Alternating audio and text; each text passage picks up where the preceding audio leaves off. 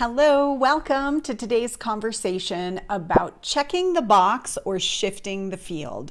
I'm Darla LeDoux. I am the founder of Sourced and author of Shift the Field. And this idea of box checking has been really present over here for me. Hearing clients talk about the ways they're checking the box and the ways their clients are checking the box. And it's one of the things I know about the people who tend to be drawn to me and my message is they would love so deeply to trust themselves rather than just responding to how their external world tells them to do their life, to do their business, to present themselves, to be ready to start their business, for example. So I'm going to cover 3 areas of box checking today. So the first is life boxes, and the second is business boxes that my clients have often checked in a way that hasn't worked for them. And the third is how to prevent your clients from using you as a box check. Okay, let's go. So first I want to talk about this idea of life boxes that we might think we need to check. This is going to be familiar, right? You get the good job, you get the spouse, you get the car, you get the house, you get the kids, maybe the dog, and then whatever your version of the big dream, you buy the boat or whatever it is, right? And it's like check, check, check. Here's the thing. I've always been someone who's been a little bit different. And I'm guessing if you're here, you are too. And yet I can't tell you how much this box checking has ruled my life. And I really realized it recently, which I'll tell you about. Just a bit about me. I am the one who I was dressed a little bit different in my corporate job. I did things a little bit differently. I actually got a job waiting tables while working as a chemical engineer at Procter & Gamble at the same time, because I knew I wanted to leave and I didn't know what I wanted to do first. And I was bored, quite honestly. So I started waiting tables at a high-end restaurant in the evening, which is where I met a connection that led me to my next job as a high school math teacher, that led me to this, to that, etc. Most people don't do that, right? And so I've always done things a little bit differently. Time and again, as I peel back the layers and transform my own life to be more in alignment with who I really am, I see the ways this underlying programming of checking the box has motivated me. Even as I embarked on my relationship that I'm in now, when I first connected with Alex, my partner, and I felt so drawn to him, and it didn't check any boxes. This way this relationship is unfolding doesn't check any boxes in terms of, getting to the place that I thought I was supposed to get in life. And I almost didn't go for it because of that. And I'm so glad I did. And I'm really in the present moment, day by day, week by week, unfolding what this relationship is and can look like outside of the progression of what relationships are supposed to look like. And it's wonderful. So these life boxes, what I find is a lot of times my clients have checked a lot of life boxes. Maybe they got the good job, or their relationship, or they're making money, or their spouse is making a lot of money and they should be happy and they don't need to work, but they have a calling inside and the calling doesn't make sense and it doesn't fit with their role, and yet it's there, right? So they've checked all the boxes and they're not fulfilled. And, I did that very quickly when I got promoted at my corporate job, and it was like, check, okay, now what? Now what? I can't see what the next check box is. And I didn't know how to follow my intuition. And that's true for so many of the people we serve here at Sourced. If that's you, it's perfectly normal. And there is a way to access your inner guidance reliably that might take you on a meandering path or it might not check any of the boxes someone else wants for you, but you're going to have a hella good time. The second part is business boxes. So a lot of my clients have checked the business boxes, like I did the webinar and I sent all the emails and I did the webinar and I didn't get conversions, so it didn't work. So now what? I need a new box to check. Here at Sourced, I'm a big believer in what is your energy while you're taking the action. So if you're just checking the box, like I wrote 6 emails, okay, check, but you're not energetically connected to who you're calling in, how you're serving them, where you're taking them, you just found a bunch of good marketing copy and checked the box, that doesn't work so well. And I've had stages in my own journey where I was running a Facebook ad funnel.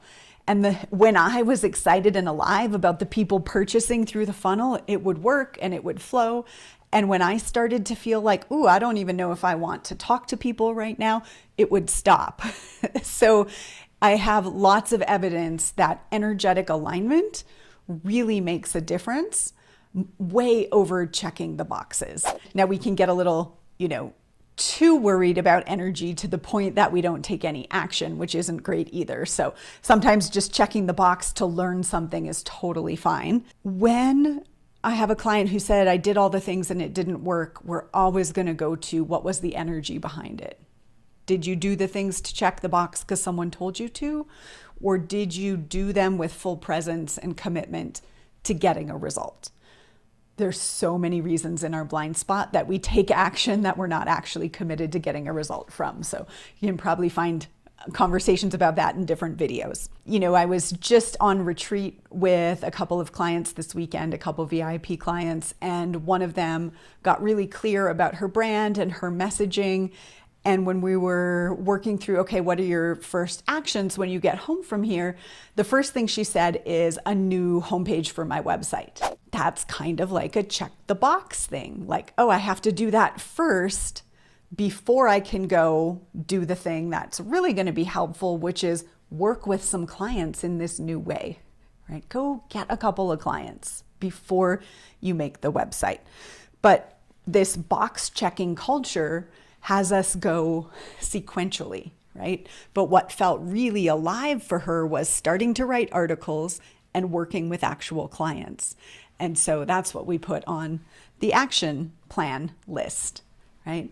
The soul aligned action list as opposed to the box checking action list. The third thing I want to speak about is how do you stop clients from using you to check their boxes? This is really inspired by a client that I have who is an attorney and has been historically, not anymore, has been historically called to come in and help facilitate programs that check boxes for the organization that say, we did this. We rolled out this program in our organization, check, we're good. My client got to the point where that was no longer okay for her. She was no longer willing to be their box check. It didn't matter how much they pay her. She's not going to show up and deliver something that nobody's invested in or committed to, that they're just putting in place to say they did it, right? She would often get that call that says, hey, we have extra money in our budget and we thought we'd just hire you for something. No, not interested in that, because her magic is deeply transformational. She's a bringer of truth. She helps people rewrite their story. And if someone's calling her to just check a box, that's just like not interesting. Let's say you work with one-on-one clients on a more personal topic like weight loss or marketing copy or something like that. And you're working with an individual. How might they actually be checking the box? Like, oh, I should get this done. I'm going to tell on myself. I was recently talking with someone who I hired to help me with LinkedIn, like putting great content out on LinkedIn. And she's absolutely brilliant. She gave me amazing stuff to go do. And a lot of it I haven't done yet, right? So there was a little bit of, oh, I should learn this. Check the box, right? Now I know when I am actually committed to being fully present on LinkedIn in a way that she would approve of, I'll go back and get her help again. Because it's not as fun when your clients aren't actually acting on what you're helping them with, is it? Or, another way that this can happen is when you want it more for your client than they want it for themselves, and you feel like you're dragging them because they're feeling like they should do this thing, but they haven't bought in fully with their soul and their full energy behind it. So how do we stop from allowing clients to have us be the checkbox? And you may be in a place where you're okay with being the checkbox, and then you may get to the point where the energy of that no longer works for you. And if that's the case, we want to really understand how to help our clients shift their energy field first. So that's what my book is about. You can find a link to that below. I'm offering it for $7 right now, so check out that link. The process of shifting the field, there's 3 foundational tools that I teach, and you'll find them in this channel. Default and sourced energy, and really understanding what the energy your client is coming to you from. And is that going to be effective if they go check the box and do the things you tell them to do, but they're not really in it? So understanding their energy that they're coming in with. The second is knowing your magic, because your magic is going to help reveal a truth that's hidden from their view about why they might be in a default energy. Again, other videos about this. And the third is the anatomy of a transformation. And that's really how you know where your client is in their journey of shifting from default energy to sourced energy. And when you know that, you can meet them where they are, and you don't need to give them a bunch of advice if they're in a place of resistance. You want to shift their energy first. And even if they seem like they're in good energy, it can't hurt at the beginning of a container with a client to just talk about, look, I don't want you to check the box here. I really want you to get a result. So let's look at how committed are you? Commitment is the first stage of the anatomy. How committed are you to this result? And what might get in the way of getting this result, and start to have those conversations. So if this is resonating for you, first of all, the book has all the information, and that's below this video. If you want the transformation and to become the type of leader who helps their clients shift their energy field time and time again, join me in my certification program and become a Shift the Field coach. I'll also put that link below this video as well. This is Darla LeDoux, founder of Sourced. I hope this has been helpful. I'd love to hear what you've learned. Please like and subscribe, or share with someone who you think maybe might be checking the boxes, or might have a lot of clients who are checking the boxes in life. And what would be possible if they shifted their energy and followed their intuition instead? If we go back to this idea of the life boxes that we might check, for me, even though there were a lot of life boxes I was checking, I really was also following what was alive.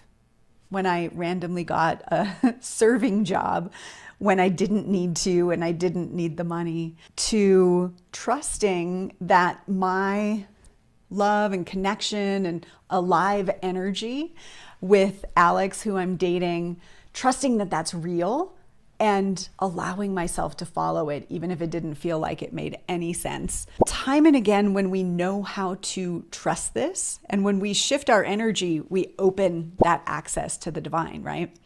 Knowing how to follow what's alive always works itself out. All right, I'll see you soon.